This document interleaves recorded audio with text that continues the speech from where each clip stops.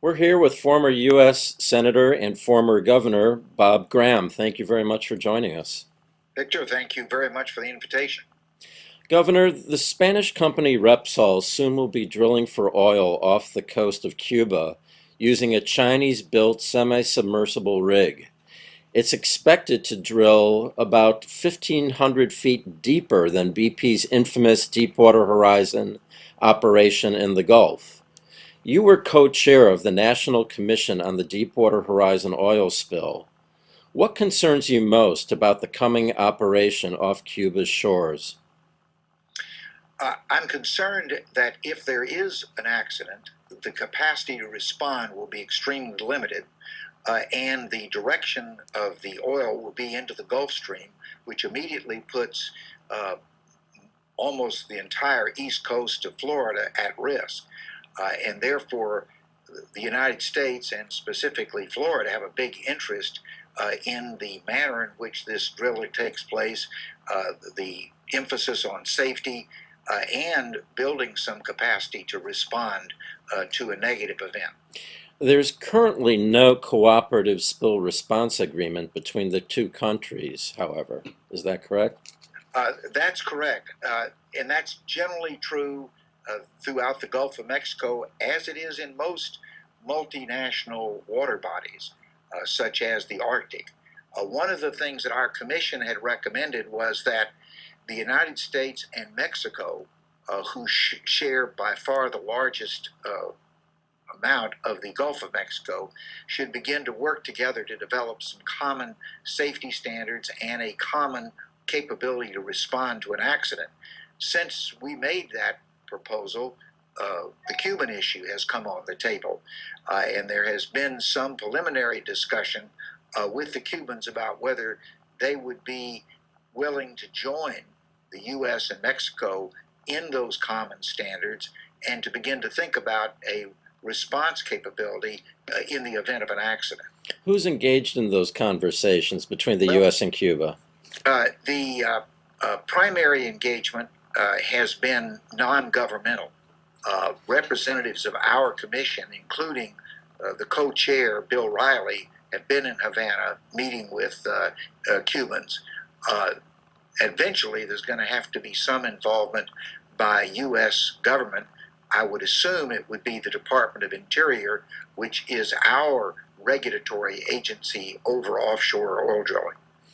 What is the major obstacle there? Is it the half-century trade embargo and the still cool relations between the two countries? Is that what's getting in the way? Well, it probably is just the issue initially of getting to know each other and feeling a certain comfort level.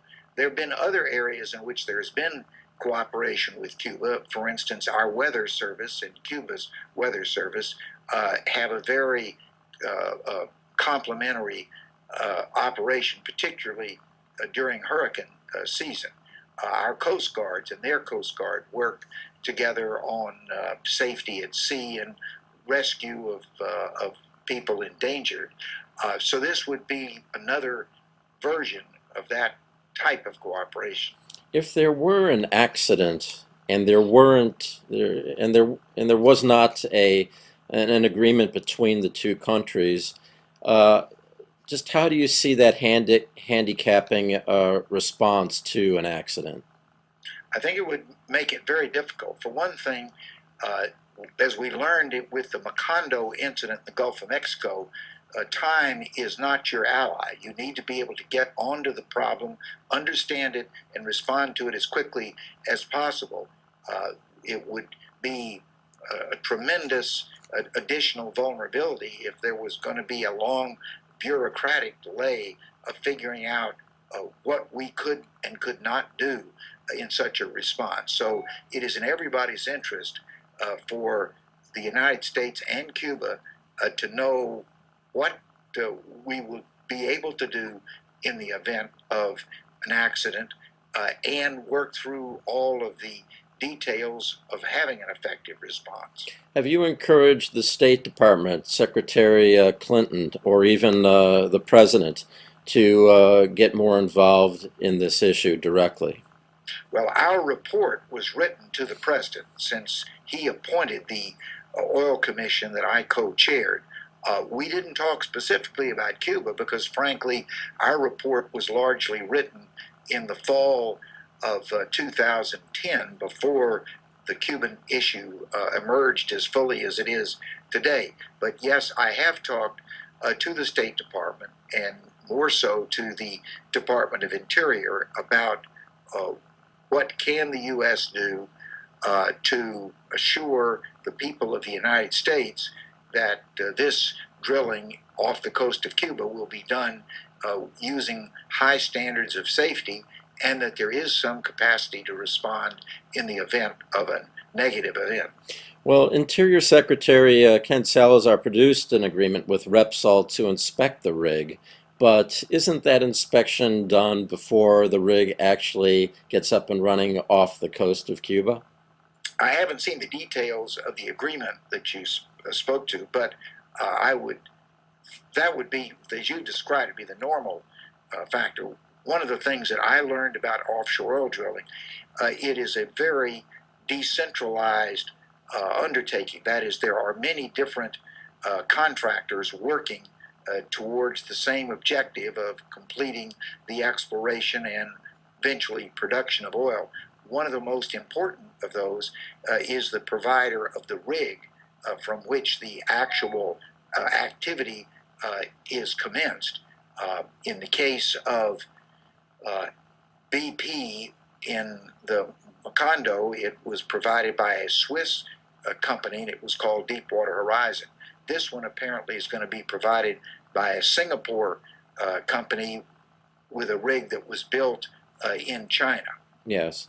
So I agree with you that while it would be helpful to inspect the rig while it was still tied up to the pier, the more significant activities to be concerned with is once the rig gets out on the site and the actual drilling takes place.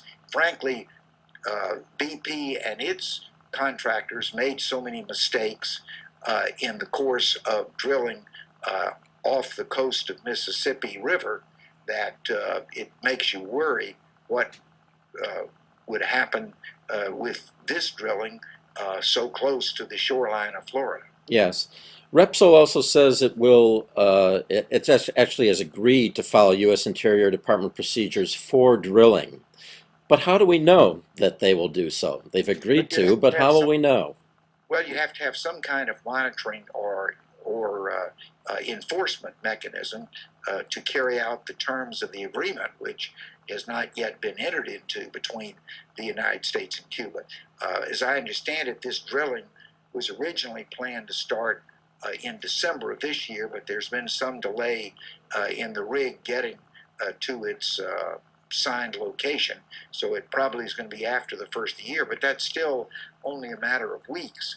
And that's the time that we have to take some action that would give us greater assurance that we wouldn't be faced with an accident in the Gulf Stream as we were in the Gulf of Mexico. Are you confident that the U.S. would be able to monitor the rig as it's operating, and if they do not follow U.S. procedures, that there would be some kind of enforcement, some kind of penalty imposed?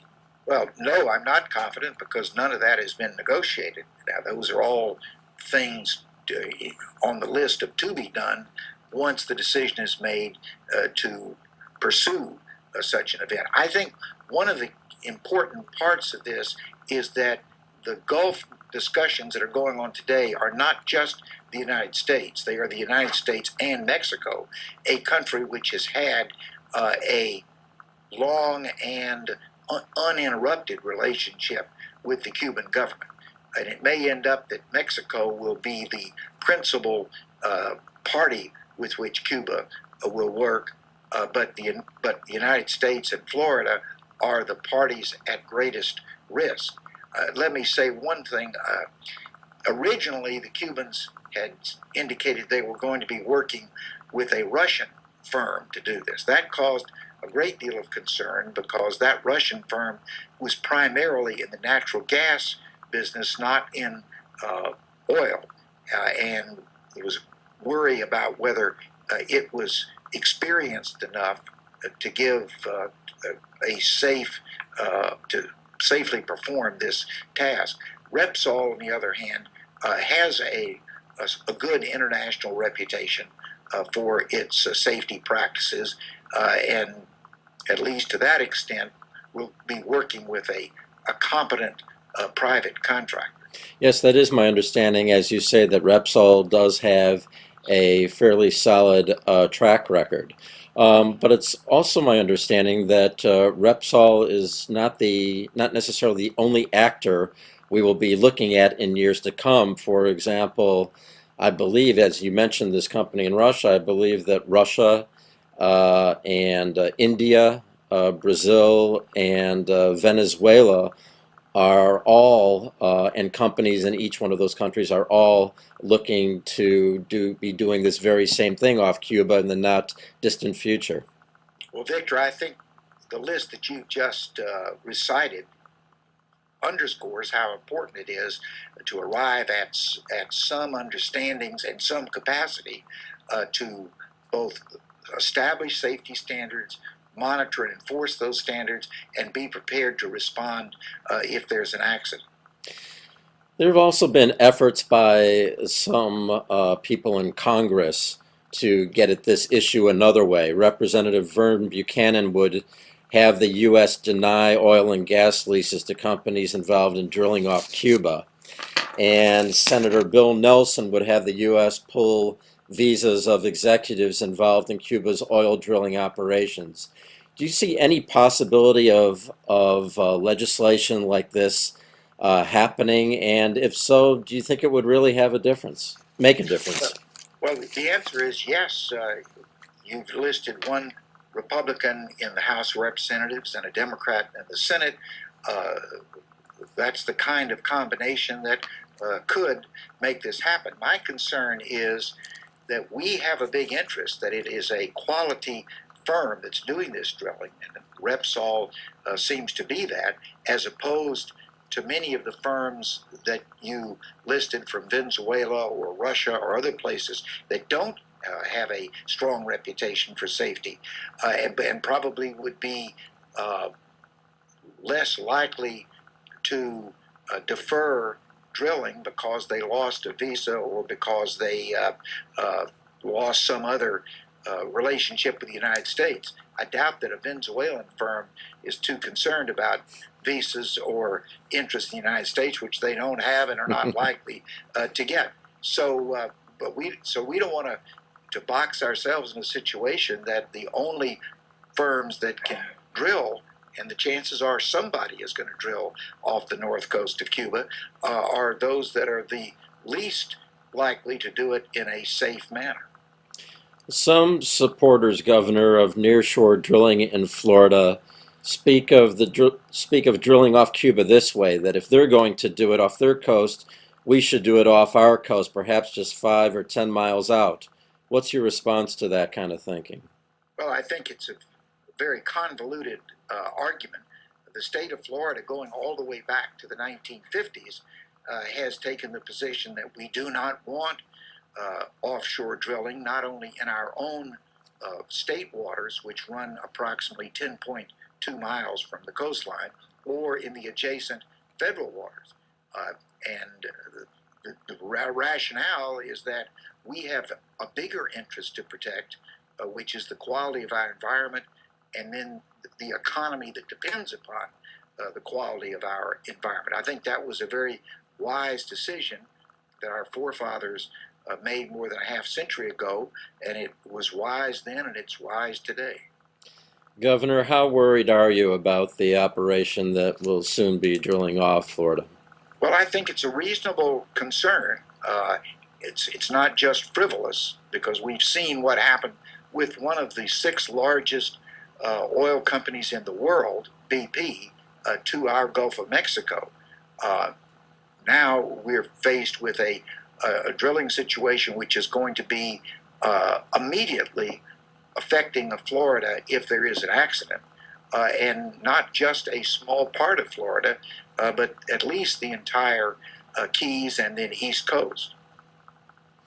Governor Graham, thank you very much for speaking with us today. Great. Thank you very much, Victor.